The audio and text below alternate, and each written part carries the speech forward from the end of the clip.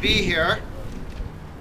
I run Americans for Tax Reform. We ask all candidates for office to make a simple pledge to their constituents, and that is that they will vote against and oppose all efforts to raise taxes.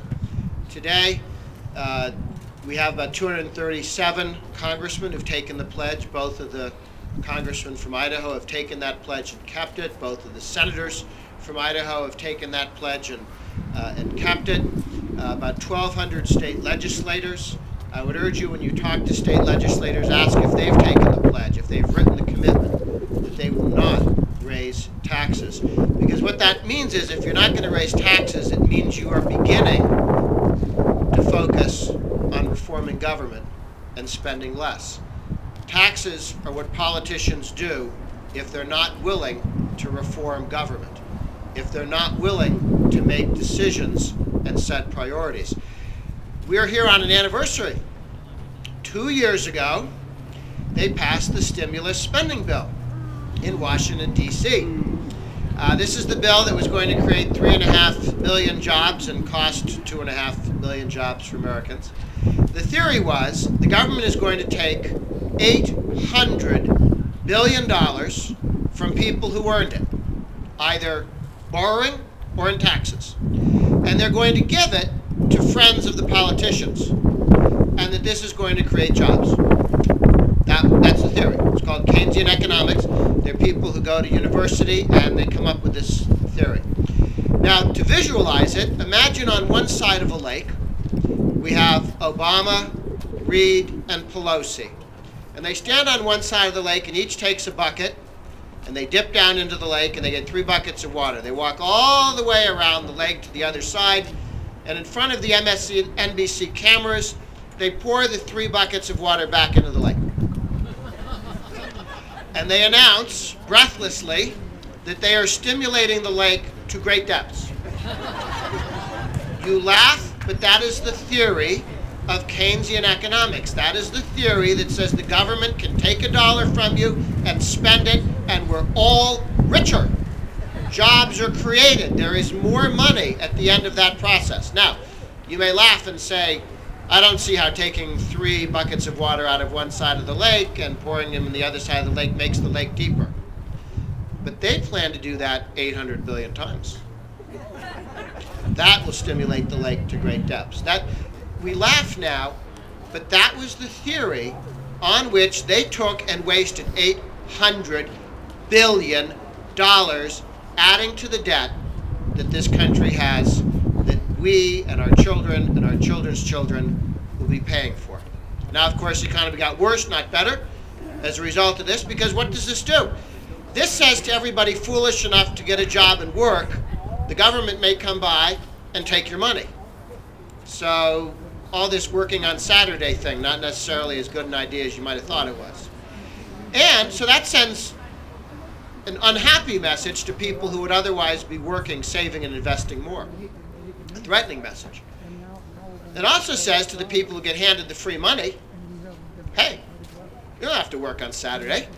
You have to go vote for the right politicians, and he or she will come shower you with other people's money. So it's not surprising that you not just moved $1 from one side of the country to the other, and you might say, well, that doesn't matter, right? I mean, it's still $1, it's still there. That can't make things worse, not make anything better. But how can it make it worse? Well, it makes things worse because it gives perverse incentives against growth and opportunity and job creation, and for leisure, non-work, and voting for a living instead of working for a living. Now, in Washington, there's a debate. Should we spend less or raise taxes to pay for the overspending? That's the debate that's taking place in all 57 states as well. Not my number. I just repeat what I hear on TV. And this is a critical debate. Now, what's going on in D.C. is that they're looking to drop $100 billion, which is a good start, not everything you want, but drop $100 billion in spending. Good, step one. The counter-argument will be, why don't we have some tax increases and some spending restraint? That is is actually, unfortunately, in Idaho, some people have suggested, well, instead of reducing spending, instead of governing, instead of making decisions, why don't we raise taxes to pay for everything we've been doing in the past? Again, tax increases are what you do when you don't have the courage to govern, when you don't want to make decisions. So the idea that tax increases are part of the solution is wrong. They're the problem, not the solution. The problem is spend too much. The federal government is spending too much. The state government is spending too much. Local governments are spending too much. The only way to fix spend too much is to spend less. Raising taxes is an enabler for spend too much. Somebody with a drinking problem does not need another bottle of bourbon. That does not solve the problem. It enables the problem. And our politicians need to rein in spending. Now, in D.C., some very well-meaning, hard-working people have been taken in the past. 1982, the Democratic Congress went to Ronald Reagan and said, tell you what we're going to do. We're going to cut $3 of spending for every dollar of tax increase that you give us. And Reagan said, okay, I'd rather not raise taxes, but 3-to-1, good ratio. Over the next 5 years, those tax increases were enacted that year, and they've been permanent. They're still there. Over the 5 years after the budget deal, spending did not decrease by $3 for every dollar of tax increase. Spending, in fact, went up more rapidly than before the deal. Because the other team said, if we can talk you into a tax increase once, we will go get more spending and figure we'll talk you into a tax increase again in the future. Then in 1990, George Herbert Walker Bush, Bush 41's President of the United States, Congress comes to him and says, tell you what we'll do. We'll cut, he's a cheaper date. They said, well, we'll give you $2 of spending restraint for every dollar of tax increase. And Bush said, okay, we'll do that. Tax increases happened. Spending went not down, but up. Okay? Lucy and the football. It's funny in the cartoon, but at some point, when the politicians promise that we'll cut, I will gladly pay you Tuesday for a hamburger today. Okay. I will gladly cut spending in the future if you give me a tax increase now.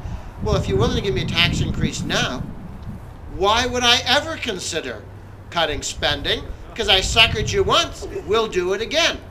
And what's been proposed in Idaho is that we have a cigarette tax. Okay, I work in all 50 states with taxpayer groups and Tea Party activists, and this is the classic Lucy and the football. How about, when you say no to other taxing, how about cigarette taxing? Because one, not everybody smokes. Two, it's good because then people stop smoking, and that's good for their health, and we get all this money that we'll spend. Now let's see. You're going to raise cigarette taxes so everybody quits smoking, but you're going to spend all this lovely money you get from a cigarette tax that you won't collect because everybody quit.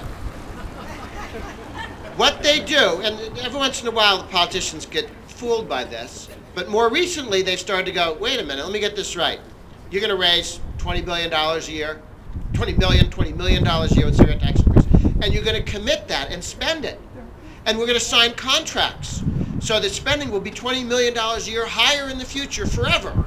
And you're going to raise a tax designed to make people stop doing what you're raising the tax on so that that 20 declines. What you've done with a cigarette tax is put in a delay of an income tax increase, a property tax increase, or a sales tax increase.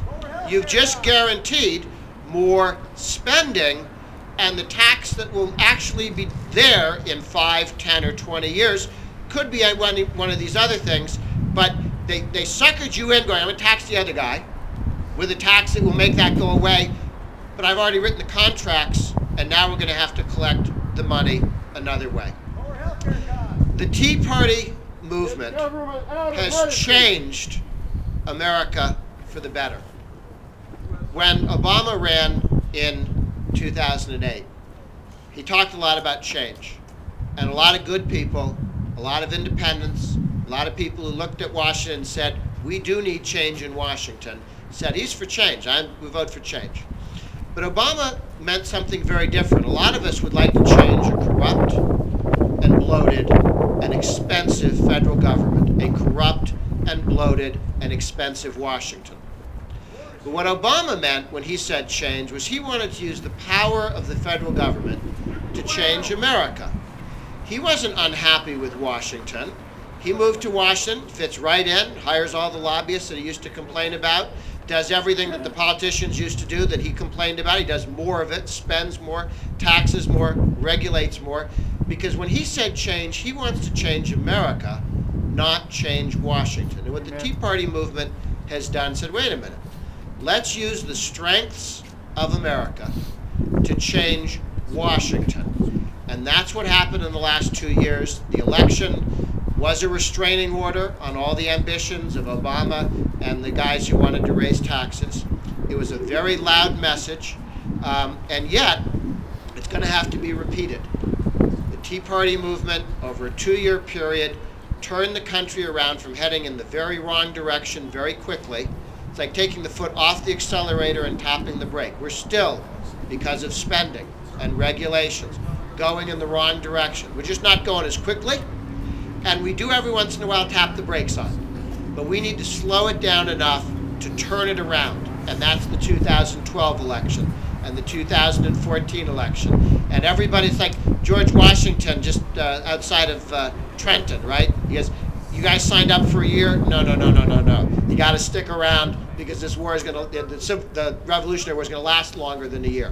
We signed up to change Washington. It's not going to happen in 2 years. Tremendous progress in the last 2 years. I don't ever want to minimize the difference between heading off a cliff with your foot on the accelerator and taking your foot off the accelerator and starting to jam the brakes down. That's huge progress. But we still got to stop it. We got to turn it around, and we got to head in the right direction, back to the Constitution, back to what this country was founded on. And the good news is there are more taxpayers than guys who want to live off taxpayers. There are more people who want to change Washington than there are bureaucrats who want to change America. Together in Idaho, around the country, people are meeting. We're saying no to tax increases, yes to spending restraint. We're beginning to make the changes that we need in state capitals and in Washington. I look forward to working with you over the next several years. We're going to win. Thank you.